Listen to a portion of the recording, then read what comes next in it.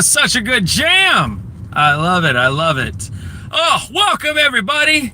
It's a new series that I'm having right now called Riding with Rowland that I'm just starting out. As you guys know, I got the new Range Rover, so I was like, oh man, I got to take it out. I wanted to enjoy myself and all of that, but also I wanted to, create something a little bit more engaging instead of me being trapped inside my cubicle all day, trying to not get trying to get out all the time.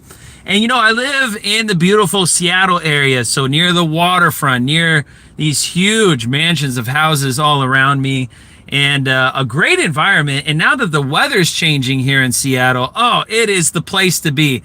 If you don't live in an area that you find desirable, if you feel like you're kind of stuck and you want to get out, but you don't have the finances or the credit to do so, let me tell you, that's what, we're here to help with at Creditor Academy.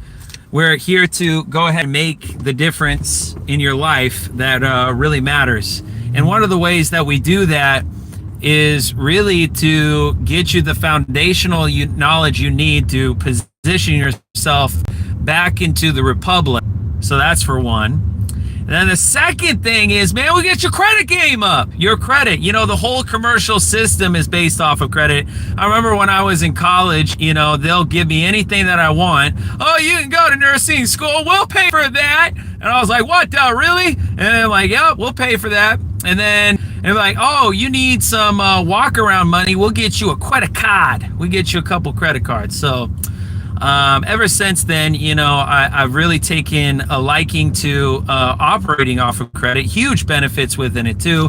And now I got the Range Rover. I love it. So that's why I was just like, I want to be able to not only enjoy where I'm at, enjoy the new whip that I got, but also, tell a little bit about myself and bring you guys along the journey and all of that to where I'm at. So this is right down the street from my house. I'm like, check it out. I'm right by a place called Lake Washington. Lake Washington. Oh, it's a big lake. It's a huge lake. It's one of the deepest lakes. Oh, it's so large. It's so large. Well, anyways, yeah, thank you everybody for kind of joining me. The story was this, with the Range Rover went like this, is, I always prepare before I walk into any place, about how I present myself, and how what kind of vehicle I want, and also to make sure I got my finances right. And so I can tell you guys a little bit about that, which I will in just a moment. But first, I want to start with Creditor Academy updates. The update is I want to first off thank all of the new Masterclass members that have joined us here at Creditor Academy. What's exciting is you guys get to see my standard. I actually had a conversation. I'm going to be having a upcoming interview with another guru, huge channel, 80,000 subscribers on his channel. And we hit each other up and I was just like, hey man, we got to do a collab here. And he does a little writing episode too. He's got like like a Dodge Charger or something like that. I still think my Range Rover is a lot cooler. But then again, I have kids. I have a daughter. So I have like the whole little back seat going for, for her to go. So I would like a sports car, but I had to, find something different. So we're going to have a collaboration interview here in a little bit. He's on a vacation right now. So as soon as he gets back from vacation, we'll do a little collaboration, all that. But I had a conversation with somebody else on another channel besides his that, we talked about being a educator, like a professor, someone who has an expertise or knowledge in a specific subject versus education. The difference between a professor and an educator? Have you ever heard that before? Before I even got into this movement, I didn't really know what the difference was myself. So what it was is basically I got into Creditor Academy. I went on YouTube. My YouTube videos went viral. I think the first video got like almost 50,000 views before it was taken down, almost 60. And then all my other videos got like 30, 40,000 thereafter and whatnot. And I was being a professor and educator on Patrick Devine in his final process, which I love Patrick Devine. Man, I listen to that guy all of the time. I remember shooting hoops at LA Fitness, and I would have my like beats on, and everybody would come up to me like, hey, you want to play a game of pickup and shoot the ball around? And I was like, no, I'm in school right now. That's what I would tell people. I'm in school. I'm learning right now. I'm learning from Patrick Devine himself. And I was so immersed into what Patrick was teaching. I remember, for hours, which was great exercise, but for hours I would listen to him to where his voice was ingrained in my head. If you have been listening to Patrick Devine for some while or heard his old recordings, I mean, the guy is so smart. He's such a genius. He knows so much. But he's very straight to the point. He's very direct. I like that about any leader or educator. But he was an educator. He was a professor.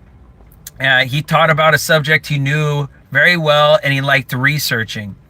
Then I got to, after my video went viral, I got to really understand, the weight of being a professor. People have questions, and I had questions even too. Man, if I would have been around during Patrick Devine's time and been sat with that guy on the phone and you just see him in his smoker. He was always smoking. He was a huge smoker. But anyways, you'd be like, you guys want to get... No, the first thing you gotta do to UCC in the common law is smoke on that cigarette. I can hear him on the phone. And then he would, people would ask some questions. He was like, oh, so this is how it goes, and this is how you break it down. And here, no, you need to go ahead and go in this office, you see, and you go ahead and fill out this paper. You can look at my templates. And someone would ask a remedial question or something like, like, we tried that, it didn't work. Why are you bringing that up again? We're moving on. Why are you paying attention? It was a lot. And, and other channels, where I like sat down, I listened to their channel for a little bit, and I'd be like, wow, some people get really frustrated with people's questions. I'm not that type of person. I like to be patient. I don't care what kind of question that you got, or if you need, like, I really do want to take the time to help people have an understanding about what this whole movement is about. This whole is about four things, and I laid it out into my academy to do that. The first one is you need to know the basics about sovereignty, how the system views you and how the system treats you. So that's where I have my freshman course called Sovereignty 101. Sovereignty 101 is all of the basics. A lot of people are just lacking the basics. Over the past 15 basics of jurisdiction, they can't pin you down. The second thing is all about the hierarchy. The basics is to know about where you're in the hierarchical system of this movement. Okay, there's only five positions you can be in. The top position inside this movement is God.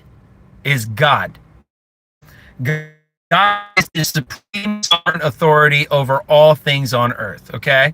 The second position to God is we the people, okay? His creation. The third position, now I'm getting into the U.S. Republic, but the third position is now the states, the sovereign states of the Union with their own constitution, okay? They are the trustees of the public trust that act on the best interest in behalf of we the people, right? So we the people started a public trust, and we needed trustees to manage it. And below the state is the federal government. The federal government is the ones that are they're subservient to the state and to we the people. And what they're supposed to do is really help the states. It's not like if you have a fugitive goes across They created a crime in Washington state, but escaped to California. Now they're going out of the state into the federal jurisdiction. The feds notify the state of California and help assist in this person's arrest and prosecution, and can bring them back to the jurisdiction of Washington state. Or if they commit another crime while in the state of California, then they could be tried there. But they violate the state and the federal statutes, right? And then finally, the final position within the hierarchy, which is the most critical position because this is how most of us are operating, are artificial entities. They are the subordinates to the federal government. They're the subordinates to the federal government. Do you like these seats, by the way? Look at these seats. So this is the autobiography of Range Rover. This is their highest trim package. So it's got the massaging seats. It's got the huge dash here. Let me look at this. Oh, I love this. It's got the open compartments. It's got so much room and whatnot. But I love this infotainment system as well. So it's everything for your media player, your navigation, your phone system here. But Range Rover, made by Land Rover, I mean, it's an off-roading vehicle. That's what I love. That's why I was talking to my wife and I was like, I want this vehicle. It's a luxury SUV that's an off-roading vehicle. So from all of the, things that I can do here, I absolutely love it. I can even, I don't know if you can see this. I can also raise the car. Yeah, I'm raising right now. I don't know if you can tell. See how I'm raising? Isn't that wild? Dude, that's huge. That's so much raising. We're raising the roof. We're raising it. Just by that simple button right there. I love this.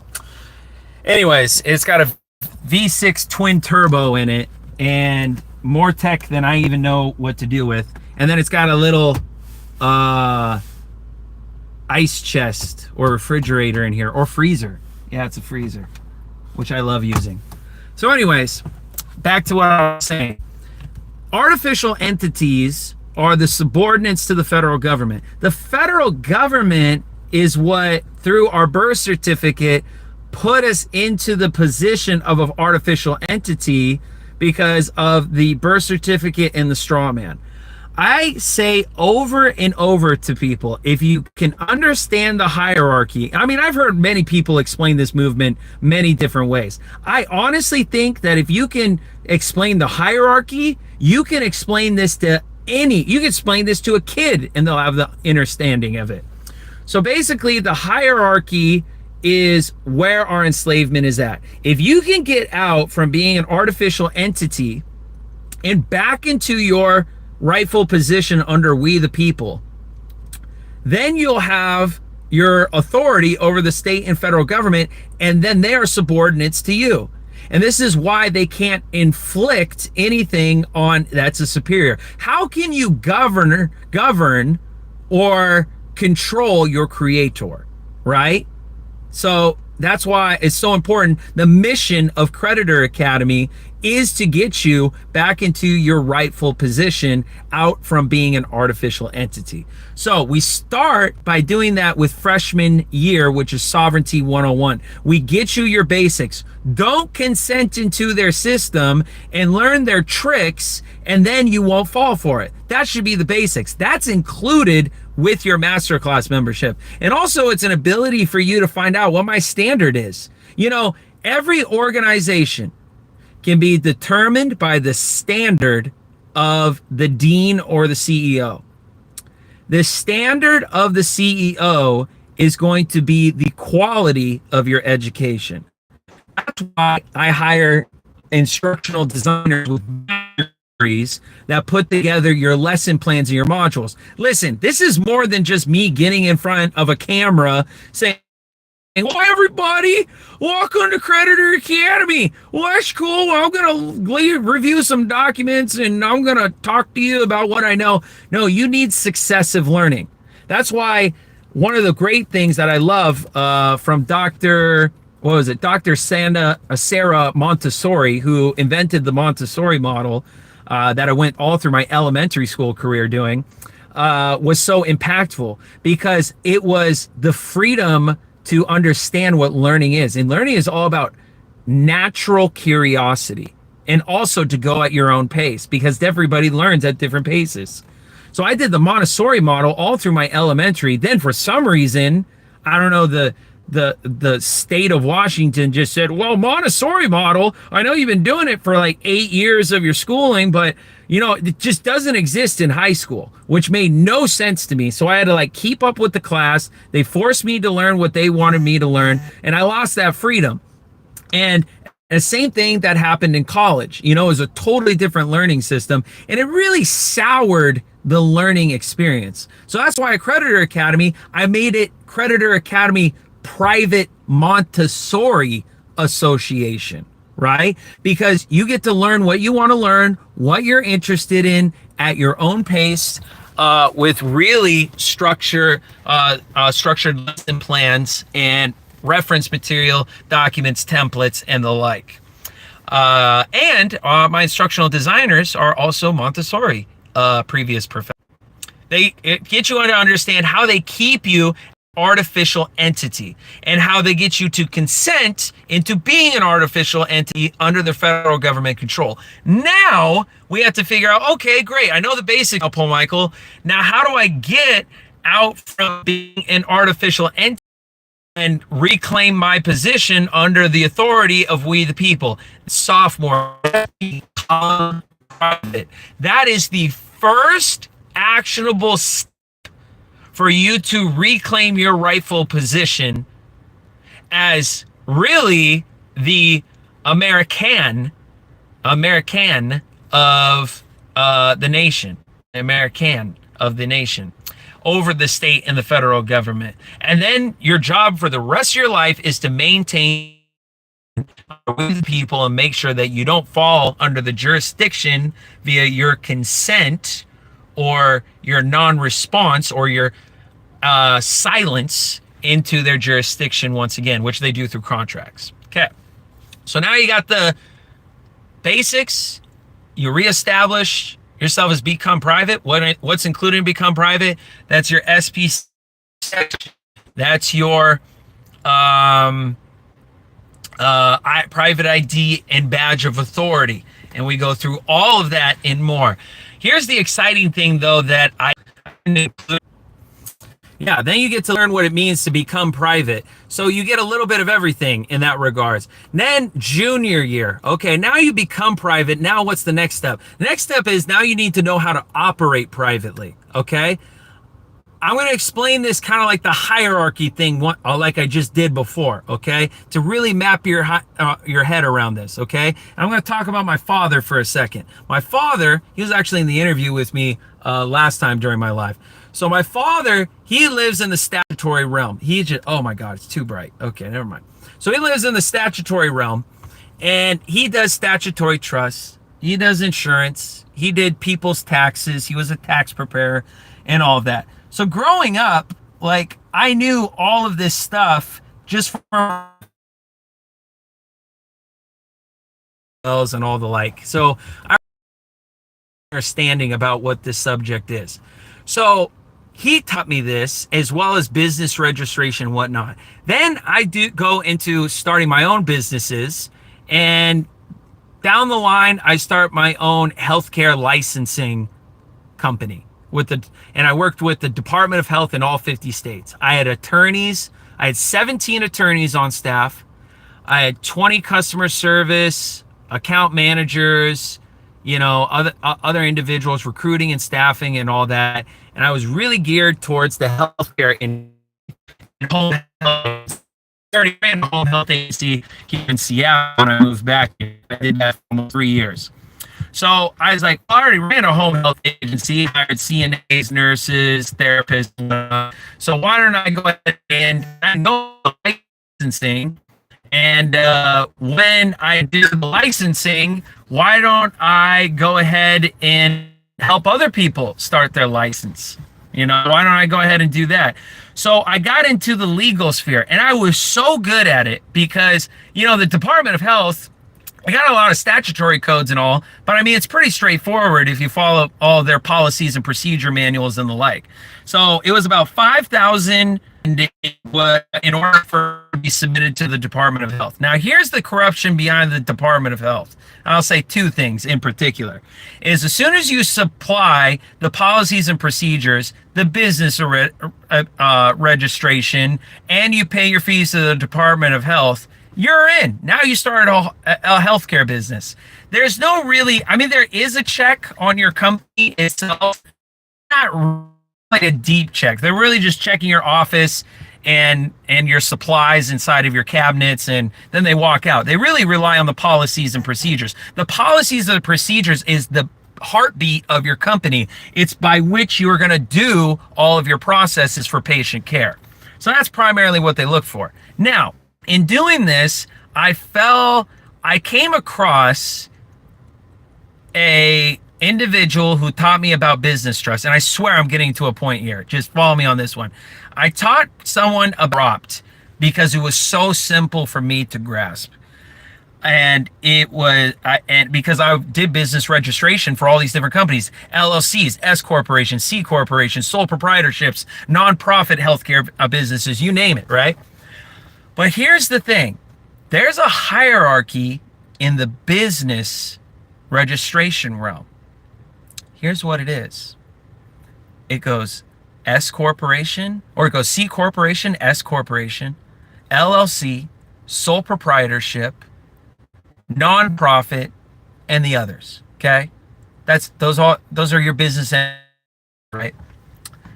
Those are registered businesses, right, with the state, in order for you to get that tax classification, because that's what it is. It's just taxes. That's your tax classification. Okay? You know what's below a registered business? You know what's below that? It's going to blow your mind. It's a business.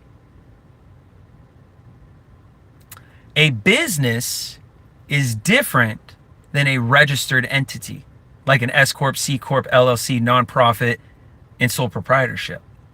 A business means unincorporated. Isn't that interesting? Okay. So when you go to a cocktail party and you're talking with people, I mean, it's a social norm to say, hey, what business do you run? Right?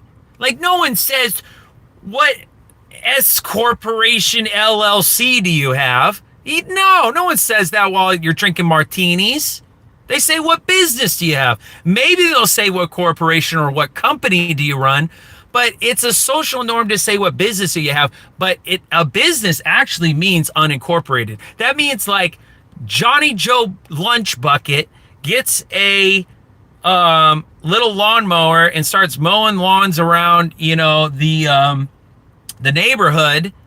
And then as soon as they mow the lawns around the neighborhood, then they get paid for what they're doing, right? And that's called a business. So then when you go do your taxes, this is where the tax preparer, like my father, is listening to what it is that you're running. A tax preparer is the one that asks you, do you have a business? Do you have an LLC? Do you have a corporation? They're the only ones that are going to ask that, right? So bring it now to my friend. My friend comes to me and he says, Paul Michael, you know about the hierarchy and whatnot? And I was like, yeah, I know about the hierarchy of businesses. I do it all the time. I have people sign a power of attorney over to my licensing agency, so then I can, or licensing company, so then I can, do the business registration for them. And then they tell me, they elect what it is that they want to do, right? And he's just like, okay, here's where a business trust comes in, okay? A business trust is a unincorporated business, like I said in the hierarchy, with a tax class identifier as any one of the registered businesses. And I said, what did you just say? What? You know what I said to him? I just say, did you just tell me a business trust is an unincorporated corporation? Because that doesn't make sense. That sounds like an oxymoron. And he says, no, I'm saying that it's not incorporated at all, but it has the ability to be an unincorporated business with the tax benefits of whatever tax classification you want to give it. And as long as it's notarized, any bank will accept it. You can get lines of credit or loans through it. And because you're unincorporated, you don't have to follow the statutory code. I was like, what? What? What? Huh? Where you get that? Prove it. Prove it. Show me where it is. And he was just like, you ever heard of something called American jurisprudence? Well, yeah, obviously, because, I got attorneys and we go through case law, American jurisprudence is basically, you ever read the Bible or buy a Bible, like a King James version, and then you go look at the Cliff Notes of I remember reading the King James. My parents were like, you gotta read the King James. And I'm like, oh, this won't be complicated. So I was reading the King James version Bible.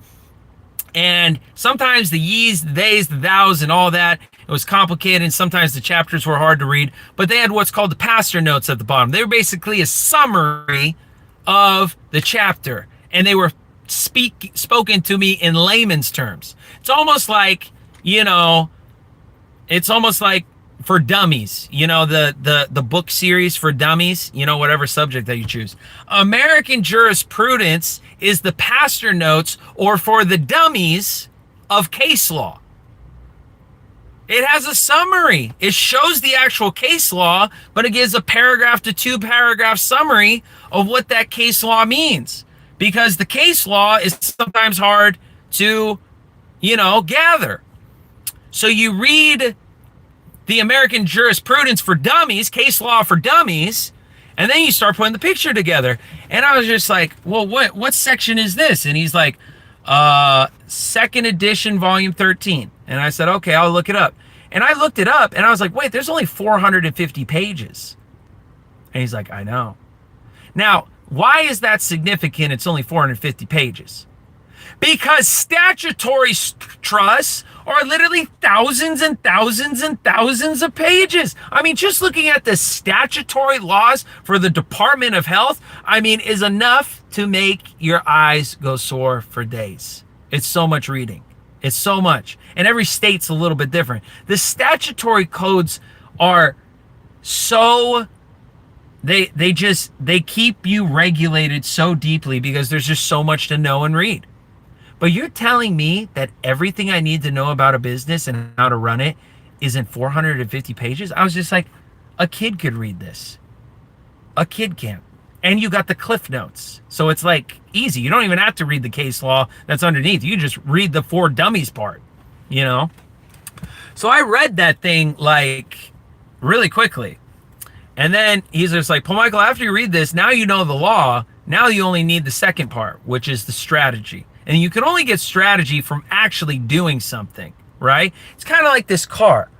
I love the steering wheel. I love all of the infotainment buttons that it has and all the little dash stuff. I read the manual to this thing because there were so many things that it's capable of doing. And after I read it, I was just like, all right, now I just need to actually drive it. Look at that moonroof. Is that a sunroof or a moonroof? I don't even know the difference, but it's huge. Look how big it is. Credit card. I love it. And I love these seats too. I only recommend the autobiography. Okay. So now I read that. Now I'm just like, wow, this is really simple. I don't have to go through the state at all. So I applied this immediately to my licensing, and I started telling people, hey, you got to do a business trust. He's like, why would I do a business trust? I was like, because you get all these other benefits. You get privacy, you get asset protection, you get no depreciation, da da da blah blah blah blah blah blah da da blah blah blah, all this stuff. But the problem is, people would come back to me like, I have to educate myself about business trust, Paul Michael. Well, don't you have to educate yourself on the statutory laws when it comes to a business registration? Don't you have to call Washington State, business registration hotline or the Secretary of State and be like, hey, I notice you have filing fees and reporting fees and a Washington secured login. I heard that I got to fill out these state forms in order to tell you how much you need to tax me and how many employees I have and everything. It's like, they're examining you deeply, man. So don't you have to learn all that? Wouldn't it be easier to learn something once and then be like, wow, I don't have to do any reporting. I just do it on my 1041 at the end of the year and then I'm done. It's so much simpler. So then they were like, well, Paul Michael, can you educate me on this? So I educated people on how to run a home healthcare business and then how to do business trust. That was my first ever introduction to the private. That being said, so that's junior year of the academy. Okay, so now we go into senior year. And then I'm going to wrap this up because I got to go. It's like 30 minutes past 5 o'clock and it's dinner time. So the last one that I needed to know what I added to the academy was the unlimited credit. Okay, guys, I'm telling you, I had a business partner, smart guy, kind of arrogant. This is why I love my last business partner. He was so into himself. He was so prideful, and he could have ideas, but when it came to the action, he didn't want to do anything. You ever have like that someone in your life, someone where you try to talk through things and then they want to say, no, my idea is better. I'm like, okay, let's go with your idea. Now we have to talk about implementing it. Well, I don't want to implement it. I just want you to agree that my idea is good and have everybody figure it out. And then I get the credit for the idea. That was a lot. And one of the things that was frustrating is he was all about personal credit. And I used to be too. When I first started my business, I got personal credit and I used the personal credit for my business venture and all that. But then you have to pay it back and you had to, you're on the hook and then all these people are calling you and, being like, hey, you owe us this money and whatever. I'm like, well, I'm broke. So, the company's insolvent. I'm like, well, it doesn't matter. You took it out on your personal credit card. We're coming after you personally. I'm like, okay. All right. So business credit is an important thing just to learn. Like, just forget about, put the sovereign movement aside. You just need to know how to use money that's not yours and make sure that it falls on another entity, because that's what all these rich people do anyways. Now we're just teaching you how to do it on a business trust through an entity that you control but don't own, because ownership means liability. That makes sense? So we put it on the business trust, and right now we get about $200,000 for individuals in about 2.5 to 60 to 90 days is what we say. So people vary, because we have people in class that, they set up their business trust and they start applying for credit cards and applying the lines of credit to their entities. And there's some of you that apply for a credit card once a week. To apply for a credit card takes like 15, 20 minutes for a business entity. It doesn't take long at all. But some of you are like go-getters. You're like, I can do one a day. So that's why some of you get it in 60 days and other people get 200K in 90 days. So it's just dependent how motivated that you are.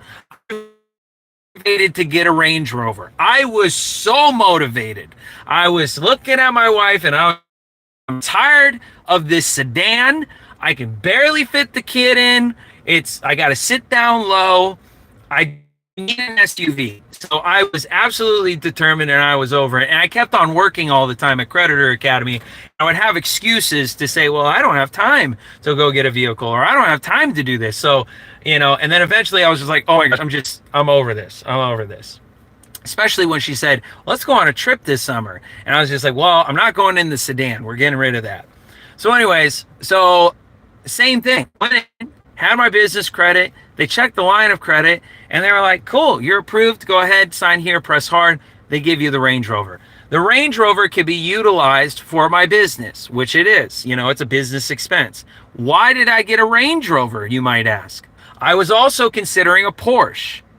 And a few other cars, specifically because certain vehicles have tax write-offs for business if they're a certain weight. I think it's like 4,000 pounds, 3,000. It's like 4,000 pounds. If you get 4,000 pounds on a vehicle, you get a huge tax write. You basically write off the whole car. So I was just like, all I got to do is find a really heavy car. Well, I can do that, and all the luxury vehicles are that, and that's why these, business owners buy Porsches and all the like, whatever. By the way, Porsches are actually pretty inexpensive. I went on online, like you can get a Porsche for like 15 grand. I was very surprised. And the reputation of Porsche, has a certain connotation on how much it costs to fix it, right? So, yeah, you can, and then just utilize the business. So here's where it comes into 2-lane road here, okay? Because some of you are utilizing and getting lines of credit through us, and you already bought, your vehicles, you bought a house, and whatnot. Here's the caveat to it.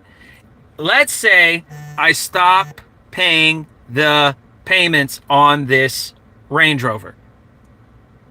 What happens? They come and take the car. What happens? Very simple, okay?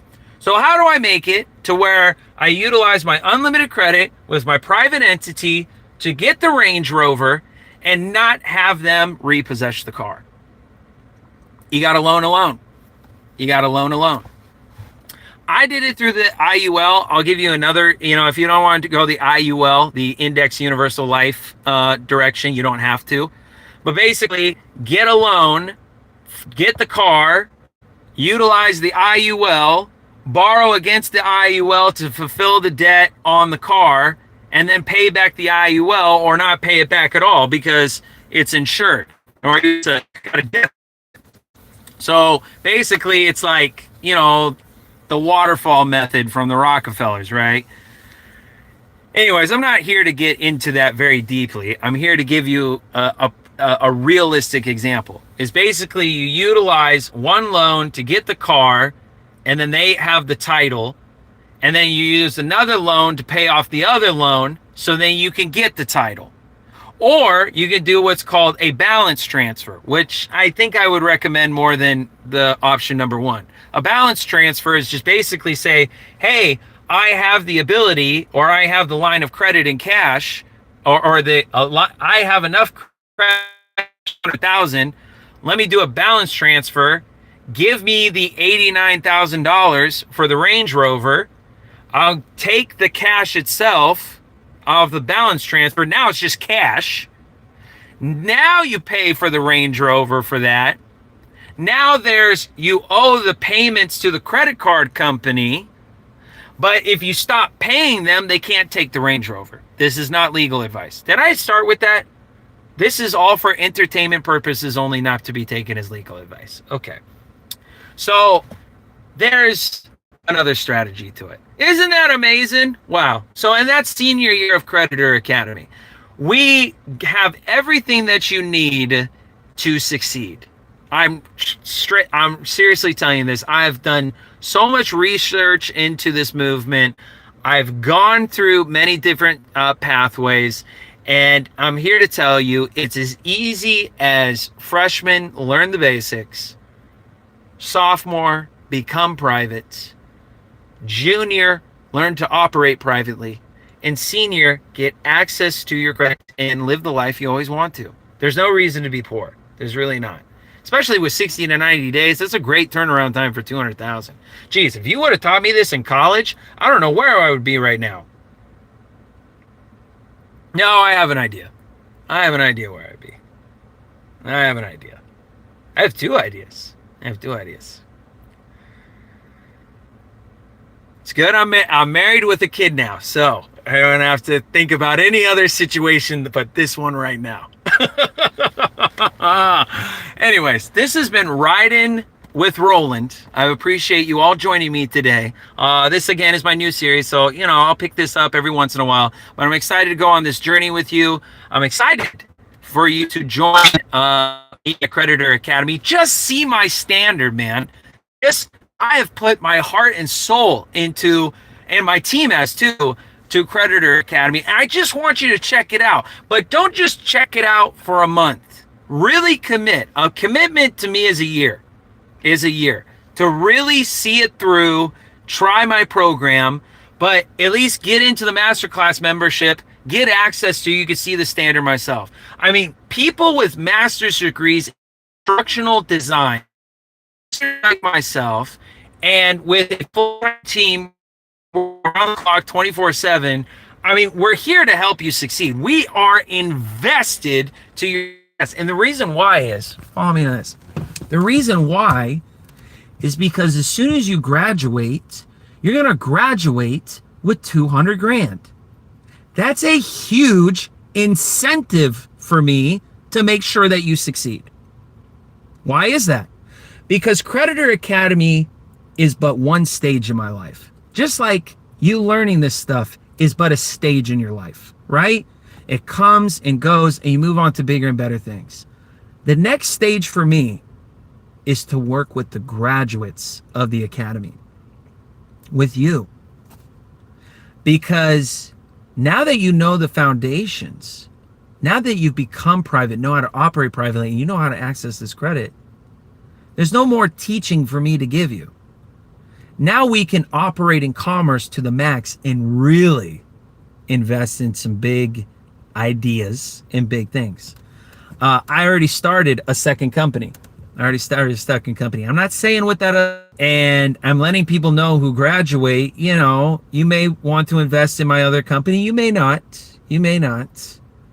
But maybe you have an idea and I want to invest it in. I have credit cards all lined up into subject matters that I don't. And that's what I'm excited about, is meeting those of you that have an idea, that have a passion, and now have the capital at 0% APR, by the way, are willing to take a risk. And really, I mean, what's the risk, right? Like, oh my gosh, I lost 60 days. I mean, whatever. All right, fine. Do another 60 days, right? So if you have this drive and this passion to go this way, the first thing I would say is become a Masterclass member. Collection agencies after you, and you don't know where to go, and you don't know what to do. The first thing that we should do is get you Remedy now. Look, I have a fanny pack. I always wear my fanny pack. My fanny pack's got my little wallet, little keys, my ID and badge. Always wear a fanny pack.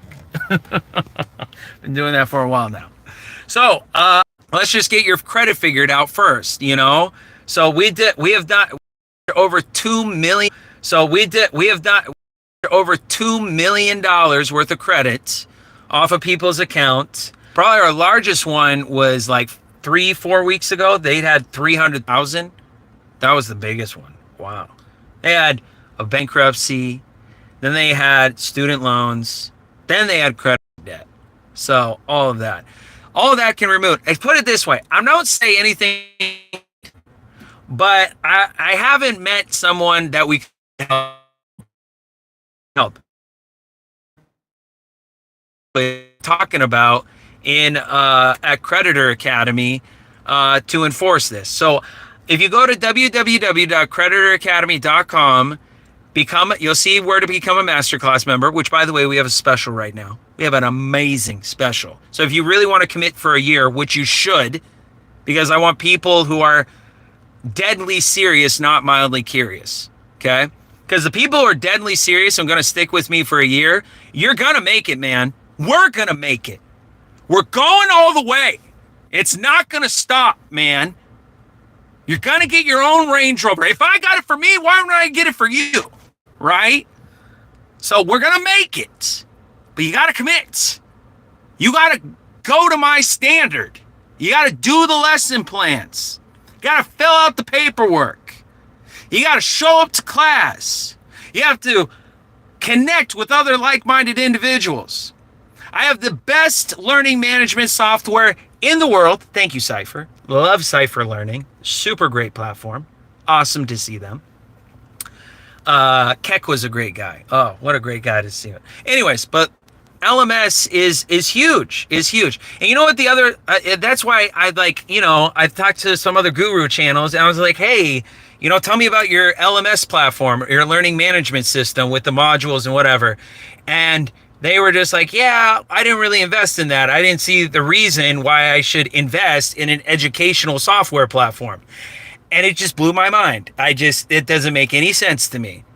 Some people even have, school or university or academy in the name of their whole thing, and they don't use an LMS. And that's just like saying, oh yeah, I download all of my apps on my flip phone or on my jitterbug. Like, what? Like, how do you, like, you need a smartphone. Like, you know what I mean? Like, how are you going to download apps without a smartphone? You know what I mean? So it's like someone telling me that, like, you download apps on a flip phone, on your Razor flip phone from 2006. Remember that? Oh, those Razors were cool, man. Remember the Razors? They were like this, and you just, oh, my brother had one. It was so cool. But anyways, so yeah, you need a learning management system at least, and you need a good one. You don't need this like $50 a month, like run of the mill. I mean, how much are you investing in people's education if you're paying the $50 a month and they're like, oh yeah, you can have all these people on your platform, and then it's just going to be a broken system where the modules don't go through clearly. People are going to have questions. The buttons don't work. It's bad for the end user and it's bad for you. So Cypher is the best LMS platform in the world. In the world. That's hard to come by. So I'm here to say that I invested in people with master's degrees for instructional design. I invested in the best LMS system in the world that other universities use. I put together a very comprehensive program, Succession Learning, to get you to succeed with the templates that I know work, that I've used. We have proven track record by discharging $2 million in that. And I created a Masterclass membership so then you can see our standard from the get-go, because I include freshman year of Sovereignty 101 with your membership. So at least commit to a year. Does that make sense? Like, why do you good job on all this work. I think I'll do it for 2 weeks. No, you're not.